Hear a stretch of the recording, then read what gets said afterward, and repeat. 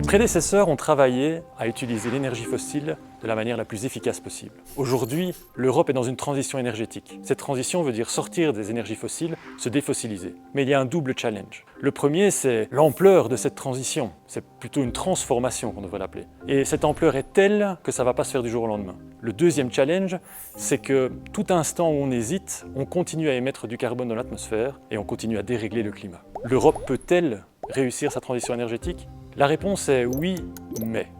On le voit avec l'actualité, l'Europe est soumise à énormément de tensions géopolitiques qui rend cette transition ambitieuse difficile. Et en plus, l'ampleur est telle que ça engendre des arbitrages qui sont délicats. Nos recherches nous ont montré 3 grands messages. Le premier, il y a du potentiel en Europe pour réussir la transition énergétique. Ce potentiel renouvelable, malheureusement, et c'est le deuxième message, n'est pas homogène dans toute l'Europe. Et on le sait, il y a plus de soleil en Espagne qu'en Belgique. Ça veut dire qu'on va devoir partager cette énergie et partager à différents moments de l'année sous différents vecteurs. Ça, c'est mon troisième message. Ce vecteur ne sera pas que l'électricité. Il faudra aussi partager cette énergie sous plein d'autres formes, par exemple l'hydrogène.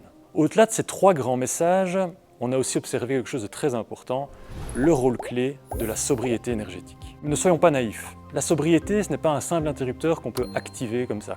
La sobriété, c'est un ensemble de choix individuels, mais également collectifs. Et il y aura certainement un impact sur l'économie. Mais les conséquences de ne rien faire aujourd'hui seront incroyablement plus importantes sur l'économie dans le long terme.